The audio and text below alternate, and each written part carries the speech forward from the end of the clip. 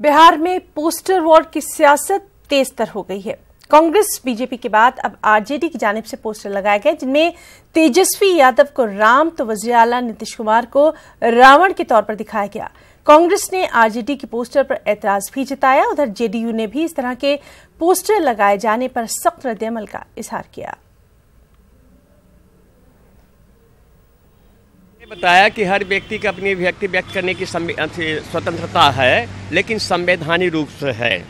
तो मेरा कहने का लोकतंत्र में सबों का अधिकार है। नहीं, ये हम इसको उचित नहीं मानेंगे। दशहरा के अवसर पर सौहार्दपूर्ण वातावरण में दशहरा मनाना चाहिए। गलत है ये मैं तो बोला कि ये सौहार्द का पर्व है, तो सौहार्द बिगाड़ने वाली कोई बात नहीं होनी चाहिए। और कांग्रेस पार्टी कभी भी इस तरह के बातों को अप्रूव नहीं कर सकती। कैसा मनुष्य है जिसको खुद भगवान बनने की इच्छा है, वो खुद पोस्टर लगवा रहा है जिसमें अपने आप को राम कह रहा है, और एक ऐसे व्यक्ति को जिसको अक्सर वो चाचा बुलाता है उसको रावण बता रहा है। तरस आता है, मुझे तरस आता है कि हम मानसिक। उधर गुजरात में बिहार के बाशिंदों पर हमले के बाद बिहार कांग्रेस ने अल्पेश ठाकुर से किनारा कशी इख्तियार कर ली है। गुजरात तनाज़े का ही नतीजा है कि कांग्रेस ने 21 अक्टूबर को मनाई जा रही श्री कृष्ण संघ के यौम पैदाइश प्रोग्राम से अल्पेश ठाकुर को दूर रखा है। कांग्रेस ने इस तकरीब के लिए अजीम इत्तेहाद और कांग्रेस के तमाम बड़े लीडरों को मदऊ किया, जबकि अल्पेश ठाकुर को मदऊ नहीं किया गया। बीजेपी के शॉटगन यानी शत्रुघ्न सिन्हा ने तेजस्वी यादव को विजय तिलक क्या लगाया। बिहार की सियासत गर्मा गई। मंगल के रोज पटना के पूजा पंडाल में शत्रुघ्न सिन्हा और तेजस्वी यादव एक दूसरे के साथ नजर आए, और इसके बाद जेडीयू और बीजेपी ने जहां शत्रुघ्न सिन्हा पर हमला किया, तो वहीं आरजेडी तेजस्वी और शत्रु की जोड़ी को हिट करार दे रही है।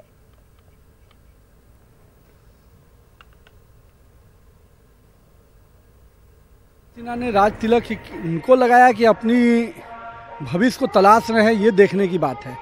उनको मालूम है कि पटना की जनता ने उनको नकार दिया है, और कहीं ना कहीं हम ये कह सकते हैं कि माननीय शत्रुघ्न सिन्हा जी इतने बड़े कलाकार थे, तो दिल बड़ा होना चाहिए था। आज अपने निजी कह सकते हैं महत्वाकांक्षा के खातिर बिहार के 12 करोड़ भावनाओं का उन्होंने अवहेलना किया है। तेजस्वी यादव जी पंडाल घूम ले, जितना मंदिर मस्जिद जहां घूम ले। बिहार में मुसलमानों की याद अब सियासी पार्टियों को आने लगी है। खासतौर से सीमांचल में मुस्लिम वोटों को अपनी झोली में करने की कवायद जारी है। उधर गुज़िश्ता इंतखाबात में हार का सामना कर चुकी एमआईएम ने ऐलान किया कि वो इस मर्तबा सीमांचल में आर पार की लड़ाई लड़ेगी। एमआईएम नीतीश हुकूमत को कटघरे में खड़ा करके सीमांचल में जेडीयू के मुस्लिम वोटों में सेंध लगाने की कोशिश कर रही है। जेडीयू का कहना है कि सीमांचल के लोग नीतीश के साथ हैं। पटने में फ्लाईओवर भी बनाएंगे, पटने में मेट्रो भी बनाएंगे, आप गंगा एक्सप्रेस भी बनाएंगे, पटने को आप आज का शाहजहां बन करके आप ताजमहल भी बनाएंगे। और सीमांचल की पट्टी में हम जीते हैं, और हमारे लिए 2 वक्त की रोटी भी नहीं, हमारे स्कूलों को टीचर भी नहीं, हमारे हॉस्पिटल में डॉक्टर भी नहीं, हमारे नौजवानों के लिए रोजगार भी नहीं, और आज भी गरीबी रेखा में सबसे नीचे जीने वाली आबादी जो है पूरे बिहार में, उसकी बड़ी आबादी सीमांचल में। हमारी पॉलिसी यही है कि हम सीमांचल के साथ हक और इंसाफ की लड़ाई लड़ रहे हैं।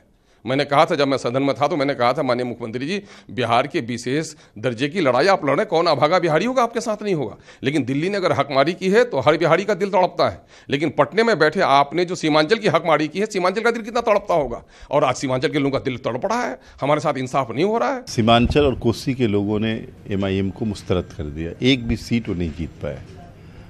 मैं इसकी वजह से मैं ओवैसी साहब के एहतराम में कोई कमी हो, मैं ये नहीं कह रहा हूँ।